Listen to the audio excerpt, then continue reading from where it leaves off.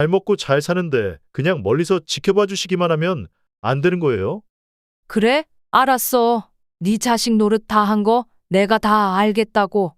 그래서 나도 이제 부모 노릇 다 했으니 이제 그만하려는데 아무 문제 없지 않니? 아들은 마치 이렇게까지 할 일인가 하는 표정으로 저를 쳐다보았습니다. 안녕하세요, 부엌사연 구독자 여러분.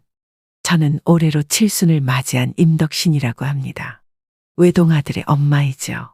아들 하나만을 바라보며 살아온 평범한 엄마예요. 저에게 아들은 세상 무엇과도 바꿀 수 없는 존재였고 그 아이가 태어났을 때부터 제 모든 것을 쏟아부었습니다. 마치 저의 삶은 아들 하나로 완성된 것처럼 준수 없이는 제 인생의 의미가 없다고 생각했어요. 어쩌면 많은 부모들이 저와 같은 마음일 겁니다. 하지만 얼마 전 저는 참으로 예상치 못한 일을 했습니다. 준수에게 알리지 않고 제 전화번호를 바꾼 거예요. 아들에게 물려주기 위해 수십 년간 아껴두었던 땅도 내놓았습니다. 아들만을 위해 모든 것을 바쳤던 제가 그토록 소중히 여긴 것을 포기할 줄은 상상도 못했지요. 불과 몇 년 전만 해도 이런 결정을 내릴 줄은 꿈에도 몰랐습니다. 그런데 어느 순간부터 준수와 저 사이에는 보이지 않는 벽이 생기기 시작했어요. 아들로부터 느껴지는 거리감은 마치 제 존재 자체를 부정당하는 것 같았고 그 상처는 이루 말할 수 없었습니다. 준수가 결혼한 이후부터였을까요? 서서히 저와의 대화는 줄어들고 만나기도 힘들어졌습니다. 아들에게 저는 그저 부담스러운 존재가 되어버린 듯했죠. 아들을 위해 살아온 제 삶이 한순간에 무너지는 것 같았습니다. 그렇지만 얼마 전에서야 비로소 깨닫게 되었어요. 아들에게만 기댔던 제 자신이 사실은 가장 큰 문제였다는 것을요. 이제는 그로부터 벗어나 제 인생을 살기로 결심했습니다. 저와 준수의 관계가 어떻게 이 지경까지 왔는지, 그리고 그 과정에서 제 마음이 어떻게 변화되었는지 여러분께 그 사연을 담담하게 풀어보려 합니다. 제 삶을 돌이켜보면 저는 언제나 혼자였던 것 같아요. 남편과의 결혼은 20대 초반 부모님의 소개로 빠르게 이루어졌습니다. 애정 없이 시작한 결혼 생활은 저에게는 어렵고 힘들기만 했죠. 그래도 잘 먹고 잘 사는 집이니 배부른 소리라 손가락질 하셔도 사실 할 말은 없습니다. 하지만 겉보기에 부유하고 넉넉한 집안이라도 애정과 웃음이 없는 삭막하고 차가운 집안 분위기는 사람을 피폐하게 만들기도 한다는 사실을 알아주셨으면 해요. 남편은 야망이 넘치는 사람이었고 30이 되기 전 자신의 사업을 시작했어요. 그리고 성공을 위해 무엇이든 할 준비가 되어 있었습니다. 하지만 그 열정은 가정으로 이어지지 않았죠. 그는 언제나 바빴고 사업에 몰두하며 집에는 그림자처럼 존재할 뿐이었습니다. 하루에 저와 말 한마디도 나누지 않는 날이 허다했어요. 그의 눈에는 일에 대한 열망만이 가득했고 집안에서 저는 투명인간이 된 듯 군말 없이 그의 뒷바라지만 했죠. 어머니 몸이 불편하시니까 내일부터는 우리 집으로 모셔올 거야. 당신이 잘 챙겨. 어머님이요? 네, 알겠어요. 그리고 앞으로 아침에 미역국은 올리지 마. 일하는데 재수가 없잖아. 안 그래도 바빠 죽겠는데. 내가 그런 것까지 일일이 알려줘야 해? 알아서 좀 잘해. 알았어요. 앞으로 신경 쓸게요. 남편의 무관심 속에서 저는 그저 그가 시키는 대로 모든 것을 묵묵히 해내야 했습니다. 시어머니는 치매를 앓고 계셨고 저는 10년 가까운 세월을 그분을 군소리 없이 돌보며 보냈죠. 시어머니는 젊었을 적부터 성격이 대단하신 분이라 시집살이도 보통이 아니었어요. 저희 집에 계시는 동안 밥이 맛이 없다, 말투가 마음에 안 든다, 집안이 지저분하다는 문제로 제 무릎을 몇 번이나 꿇리셨는지 모릅니다. 시어머니가 호통을 치시면 저는 그저 무릎을 꿇고 앉아 눈물을 흘리며 사죄할 뿐이었죠. 하지만 그 긴 세월 동안 남편은 한 번도 저에게 다정한 말 한마디를 건네지 않았습니다. 그의 말은 항상 명령 같았고 저는 그저 순종할 수밖에 없었죠. 결혼 후 저는 더 이상 제 삶의 주인이 아니었어요. 아이가 태어나고 나서도 남편의 관심은 여전히 멀었고 육아는 오롯이 제 몫이었습니다. 새벽마다 우는 아들을 안고 어둠 속에서 혼자 달래던 그 시간들. 잠든 아이의 얼굴을 보며 저는 이런 생각을 하곤 했어요. 이 아이는 세상에서 유일하게 나를 필요로 해. 우리 준수만큼은 나를 떠나지 않을 거야. 남편에게 기댈 수 없던 고독을 채워준 건 오직 제 아들 준수였습니다. 아들의 손길, 웃음, 그리고 제 품에 안겼을 때 그 따뜻함이 아니었다면 그 시절을 견디기 어려웠을 거예요. 그래서 저는 준수를 더욱 애틋하게 키울 수밖에 없었습니다. 준수가 웃을 때는 제 세상도 밝아지고 준수가 울면 제 마음도 함께 무너졌어요. 그 아이는 제 전부였고 저의 유일한 희망이었지요. 그러다 보니 저는 자연스럽게 아들에게 모든 애정을 쏟아부었고 주변에서도 소문난 열성적인 엄마가 되었습니다. 아들 친구의 엄마들 사이에서는 제가 유명한 아들바라기라는 뒷말이 떠돌기도 했어요. 제 친구들은 가끔 저희 그런 모습을 타박하기도 했습니다. 그렇게 아들한테 너무 매달리지 마. 너한테도 준수한테도 모두 안 좋다니까? 알았어. 그래도 너도 알잖아. 준수 아니면 내가 마음 기댈 데가 어디 있겠니? 제가 아들에게 관심을 끊기란 하늘의 별 따기만큼 어려운 일이었습니다. 제게 준수는 그저 아들이 아니라 제 삶 그 자체였으니까요. 물론 지금에 와서 생각해보면 제가 너무 아들에게 의지하면 안 된다는 사실을 깨닫게 되었지만 그때까지만 해도 저는 아들을 위해 사는 것 말고 다른 일은 뭘 해야 하는지, 어떻게 해야 하는지 전혀 알지 못했어요. 어떻게 보면 바보 같은 삶이었을지도 모릅니다. 친구들은 저를 걱정했지만 그때 저는 제 방식이 옳다고 믿었어요. 그리고 아들 역시 제가 고생하는 모습을 곁에서 쭉 지켜봐서 그런지 저를 잘 이해해 주었고요.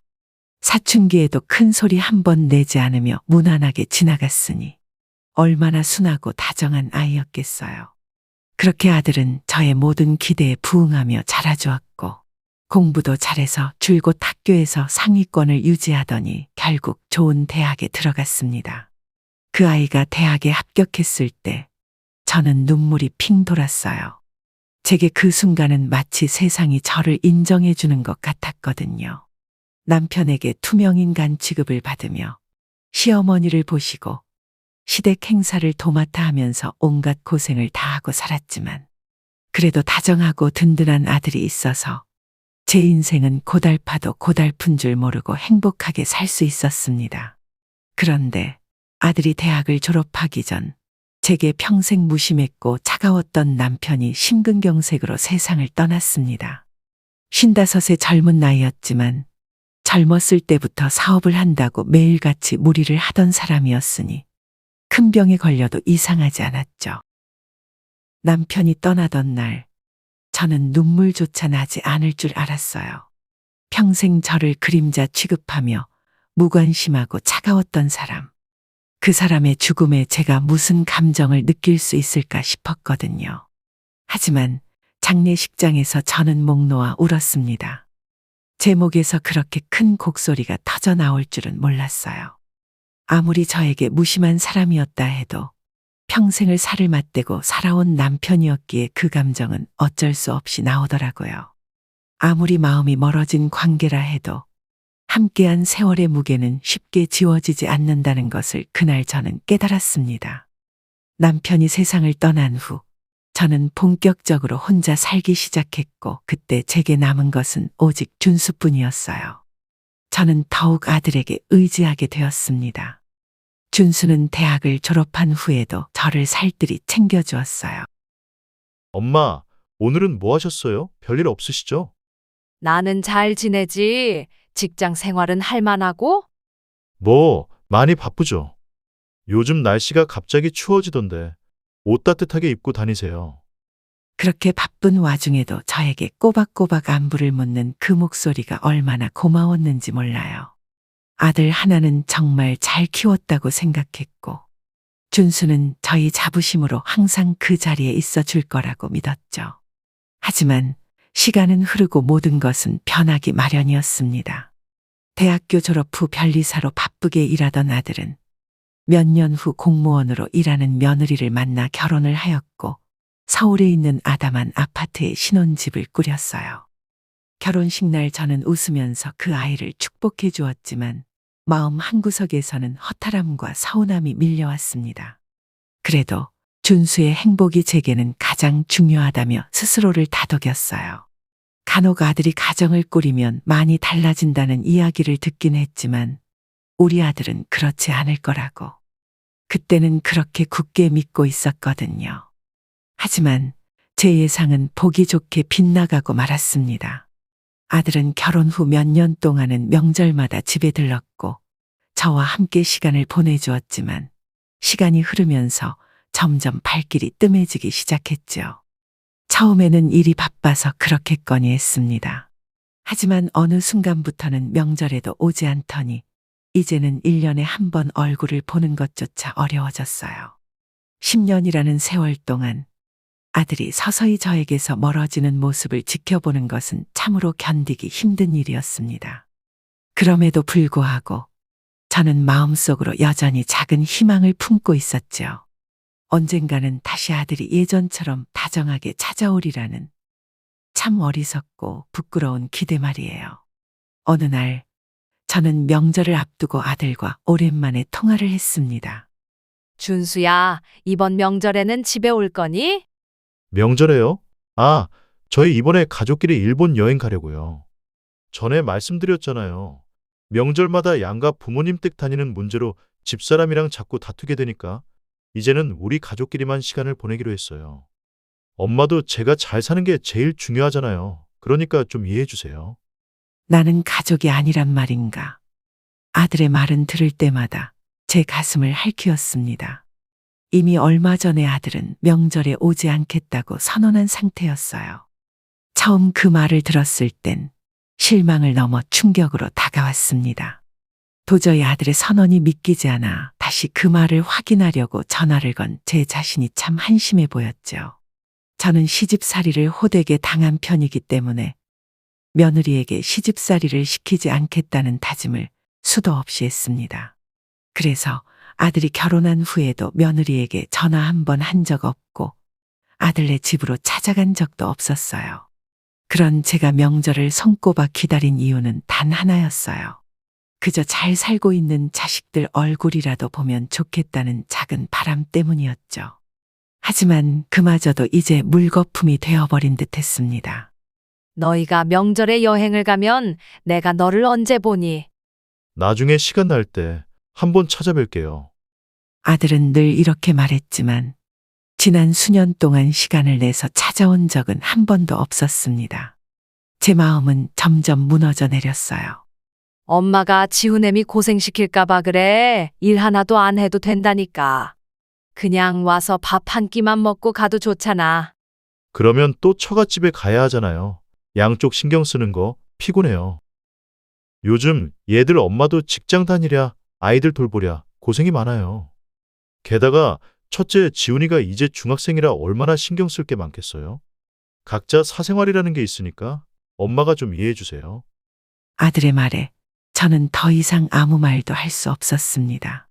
서운하고 억울한 마음이 가득했지만 처갓집에도 가지 않는다니 혼자 서운해할 수도 없었어요. 사돈어른 역시 저와 비슷한 마음이겠죠. 명절마다 집이 북적거리던 그 옛날이 그리워졌습니다. 이제는 그런 시간들이 전부 사라져버린 듯 더 이상 명절도 예전 같지 않았어요. 아들과 전화를 끊은 후 저는 홀로 생각에 잠겼습니다. 아들이 말한 사생활을 존중해 달라는 말이 자꾸 마음에 걸렸지요. 물론 저도 아들의 사생활을 존중하고 싶었어요. 하지만 이건 사생활의 문제가 아니라 저와 관계를 아예 끊어내려고 하는 것 같아 마음이 씁쓸했습니다. 아들이 이렇게 바뀔 줄은 정말 몰랐어요. 저는 명절 이후로 오랫동안 마음이 상해 있었습니다. 저는 저대로 서운함에 아들에게 삐지게 되었고 아들 역시 자기 입장을 몰라준다며 저에게 마음이 상해 있었죠. 그렇게 한참을 연락하지 않고 지냈습니다. 명절이 돼도 전화 한 통이 없었어요. 하지만 시간이 꽤 흐르니 이러다 아들을 잃겠다 싶어서 결국엔 제가 한 발짝 물러났죠. 그렇게 아들 가족과 저는 명절에도 만나지 않는 사이가 되었습니다. 아들 가족은 제가 있는 지방으로 오지 않았고 저 역시 서울에 갈 일이 없으니 1년에 얼굴을 한 번도 못 보고 넘어간 해도 있었습니다.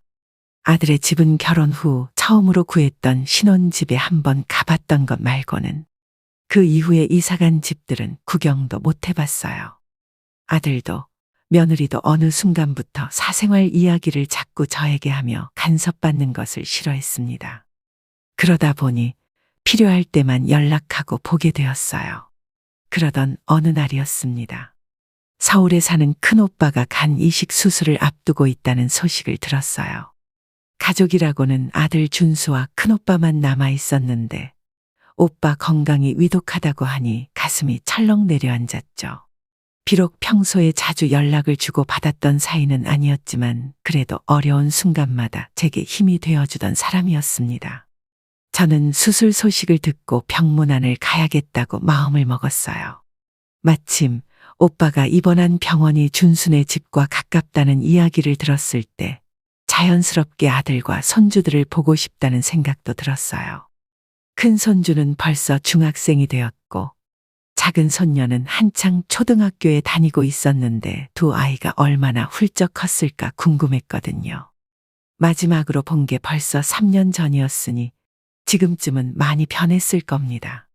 그때는 두 아이 모두 저를 보고 환하게 웃으며 할머니라고 불러주었는데 이제는 저를 보고 어떤 반응을 보일지 궁금했어요. 오랜만에 만난다는 설렘과 불안이 교차하는 가운데 저는 아들에게 전화를 걸었습니다. 통화 연결음이 길게 울리는 동안 제 심장은 쿵쾅거렸어요. 엄마, 무슨 일이세요? 전화 너머로 들려오는 아들의 목소리는 어쩐지 피곤해 보였습니다. 준수야, 너 큰 외삼촌 생각나니? 지금 서울에 있는 병원에 입원해 계신단다. 간이식 수술을 앞두고 있대. 그래서 이번 주말에 병문안을 가려고 해. 마침 네가 사는 동네 근처니까 오랜만에 너랑 손주들도 보고 싶어서 한번 들를까 하는데. 말을 끝내자마자 전화기 너머로 잠시 침묵이 흐르더군요.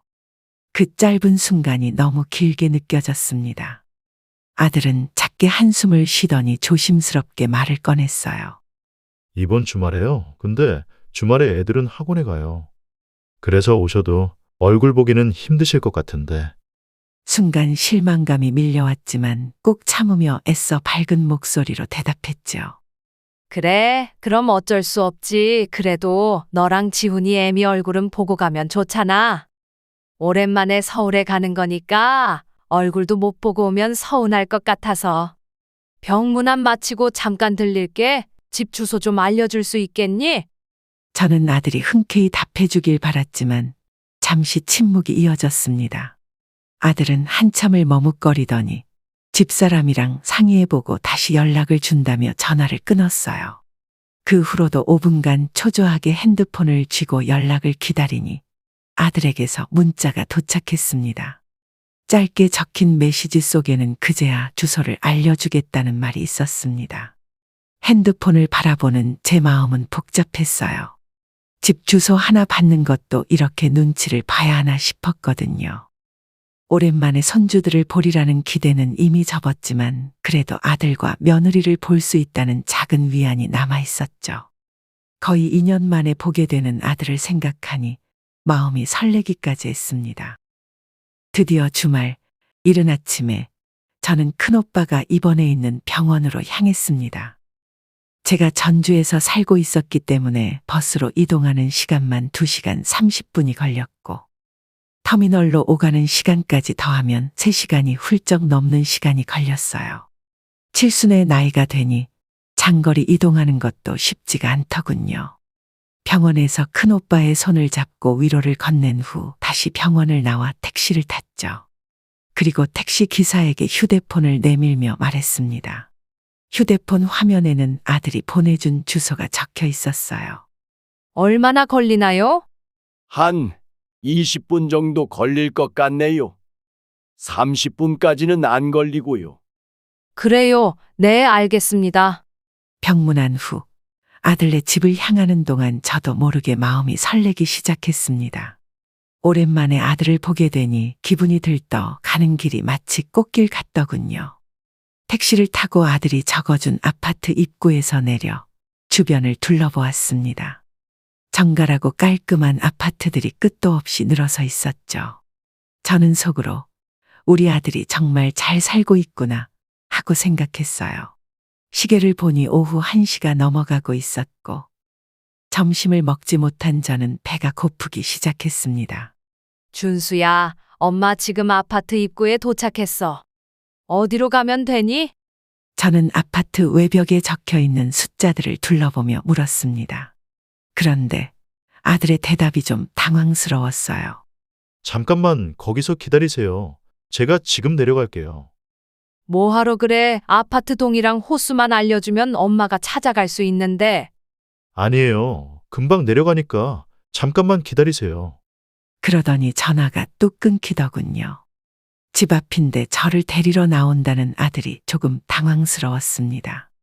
혼자 알아서 찾아갈 수 있는데 굳이 내려오는 아들이 이해가 되진 않았지만 그때까지만 해도 별다른 생각 없이 아들을 기다렸어요. 그저 시골에서 올라온 늙은 어미가 길을 잃을까봐 걱정이 되어 데리러 오나 보다 싶었죠. 그리고 곧 멀리서 아들이 가벼운 옷차림으로 나오는 게 보였습니다.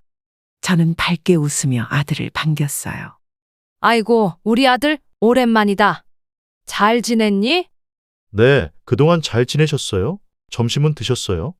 아직 안 먹었지. 뭐하러 여기까지 나와. 자, 들어가자. 아, 엄마, 저희 집에 들어갈 건 아닌데 먼저 식사하셔야 되니까 식당부터 가요. 여기 근처에 맛있는 설렁탕 집이 있어요. 뭐라고? 식당에서 밥을 먹고 들어가자고?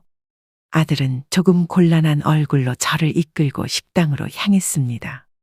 그때도 저는 아들이 며느리가 부담될까봐 밖에서 밥을 먹고 집에 들어가자고 이야기하는 줄 알았어요.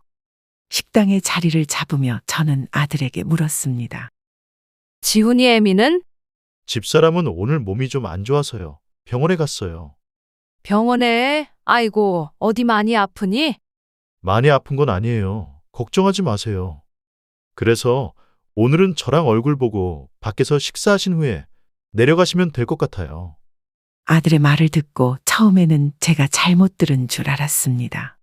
뭐? 네 말은 지금 여기서 밥 먹고 헤어지자는 말이냐? 네, 아무래도 너무 갑자기 방문하신 거잖아요. 집에 청소도 되어 있지 않고. 겨우 집안이 좀 더럽다고 여기까지 찾아온 애미를 식당에서 밥만 먹이고 보낸다고?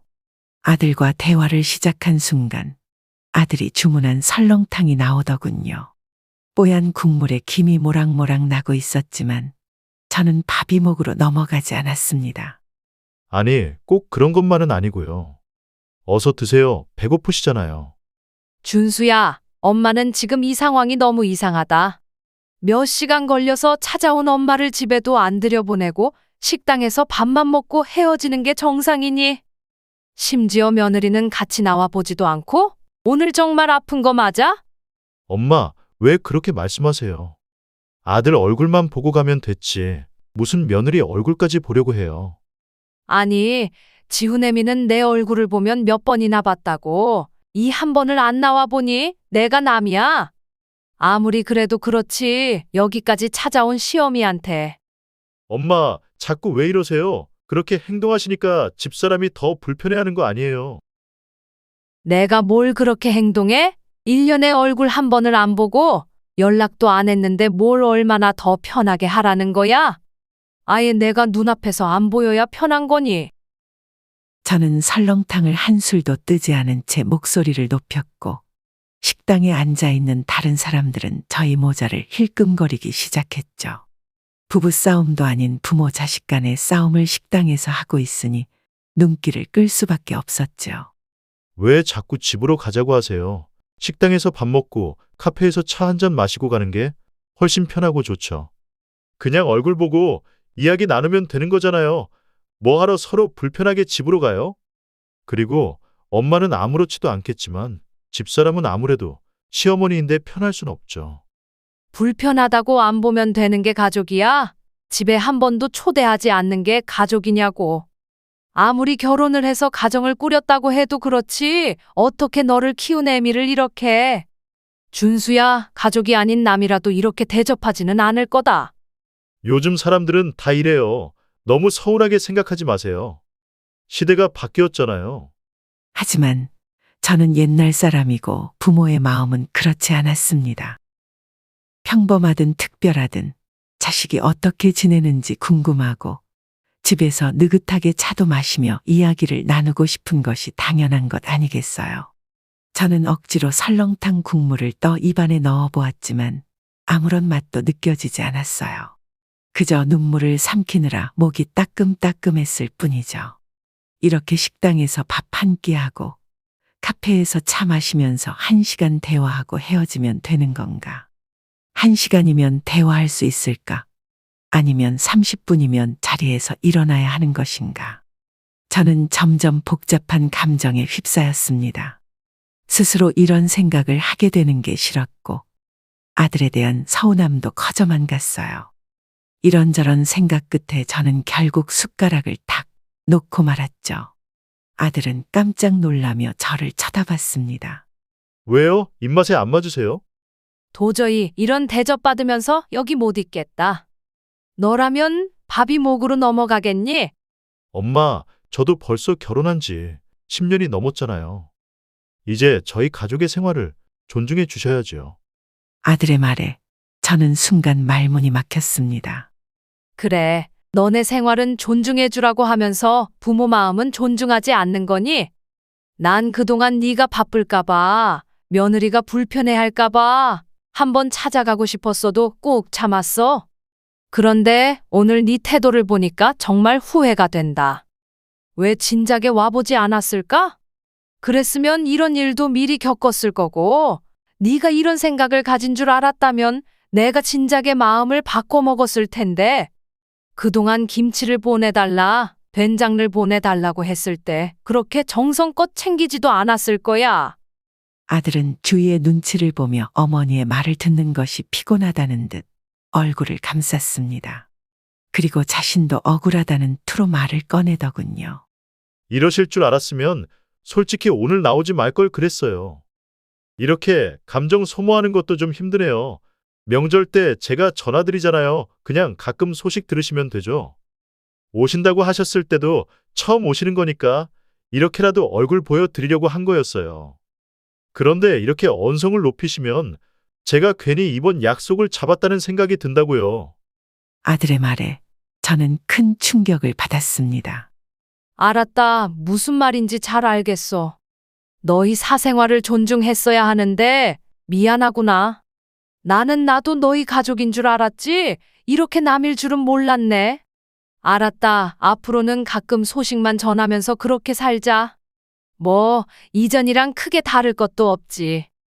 저는 이렇게 힘없이 중얼거렸죠. 여기서 더 이상 아들과 입씨름하는 것도 무슨 소용인가 싶었습니다. 집에는 왜 오려 하나? 밖에서 잠깐 보면 되지. 아니, 소식만 들으면 되지.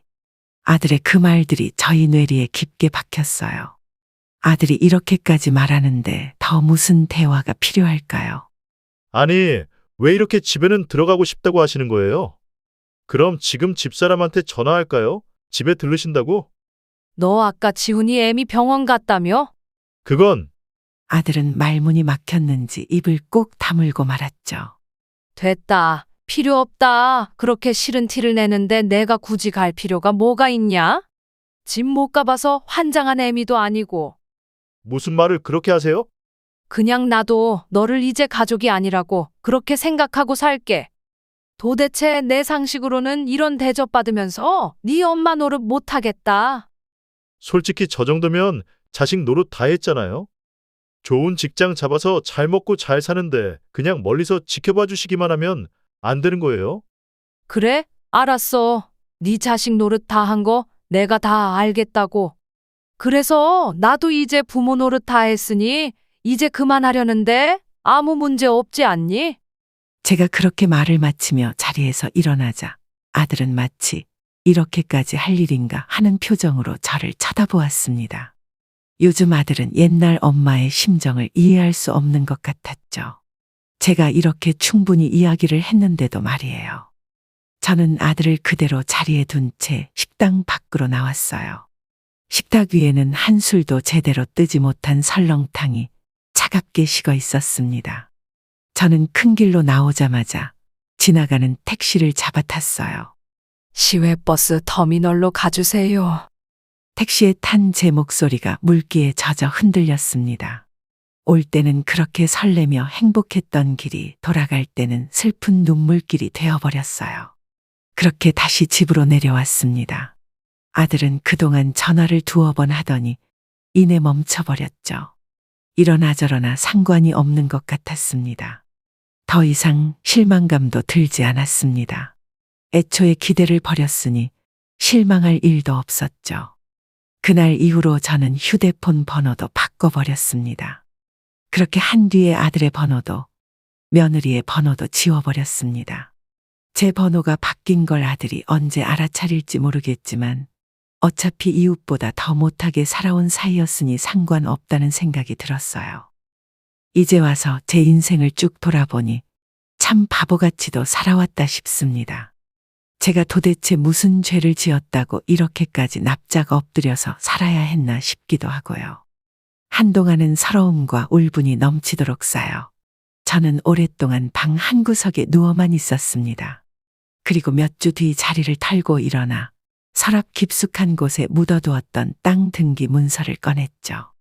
남편의 유산이었고 언젠가 아들에게 물려주기 위해 지난 몇십 년간 고이 간직했던 재산이었습니다. 저는 가까운 부동산에 전화해서 땅을 내놓겠다고 이야기했어요. 그동안 저는 항상 남을 위해 살아왔었어요. 남편을 위해, 때론 시부모님을 위해, 나중에는 아들을 위해. 오랜 시간 누워서 생각을 하다 보니 제 자신을 위해 살았던 시간이 없다는 사실을 깨닫게 되었죠. 사실 아들이 저를 그렇게까지 벗어나려고 했던 이유도 아들바라기 엄마가 부담스러워서 그랬을 수도 있었겠다는 생각이 들더군요. 저를 위해 그리고 아들 가족을 위해 서로가 아주 멀어지는 것도 좋겠다 싶었습니다. 대신 남은 생을 온전히 저만을 위해 살기로 결심했죠. 그동안 항상 스스로에게 박하던 저였어요.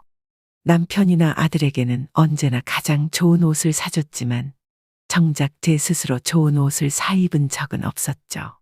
음식도 마찬가지였고 사는 집도 그랬습니다. 이제는 남은 재산으로 저에게 좋은 것만 주고 싶었어요. 정말 아들이랑 연락 끊고 지낼 거야? 동네 친구가 저에게 놀란 듯 말했습니다. 아니, 소문난 아들 바라기 엄마가 어떻게 된 거야? 아무리 그래도 그렇지, 손주들이 보고 싶지 않겠어? 연락 끊기 전에도 1년은 기본으로 안 보긴 했잖아. 이제 와서 새삼스럽게. 친구의 물음에 저는 한숨을 쉬며 대답했죠. 그러게 내가 왜 수십 년을 그렇게 살았나 싶어. 그런데 가만히 보니까 아들이 더 이상 나를 부모 취급을 안 하더라고. 아들이 그러니 며느리도 마찬가지로 그렇게 하고. 근데 그게 다 내가 스스로 그렇게 만든 거였어. 이제는 좀 다르게 살아보려고. 너무 늦지만 않으면 좋겠네. 그러자 친구는 씩 웃으며 맞장구 치더군요. 세상에 너무 늦은 게 어디 있어? 이제라도 정신 차리고 잘 살다 가면 그만이지. 친구가 오히려 아무렇지도 않은 듯 대답하자 제 마음은 한결 가벼워졌습니다. 그래, 돌아보면 다 내가 자초한 일이야. 성공하라고 공부만 그렇게 죽어라 시켰어. 인성 공부는 안 시키고.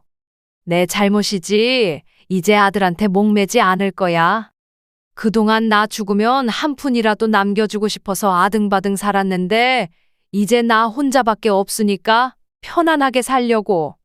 가진 거 다 쓰고 곱게 늙어 죽을래. 잘 생각했네. 더 이상 의미 없는 짓은 그만해. 이제 시간이 많이 남은 것도 아닌데 그런 거 신경 쓰고 살다 보면 아까운 세월만 다 지나가고 말지 뭐. 그렇게 가까운 친구와 마음을 터놓고 대화를 하다 보니 그동안 어깨 위에 쌓여있던 무거운 짐이 사라진 듯 홀가분해졌습니다. 하지만 친구와 나누는 대화의 뒷맛은 씁쓸하기만 했죠.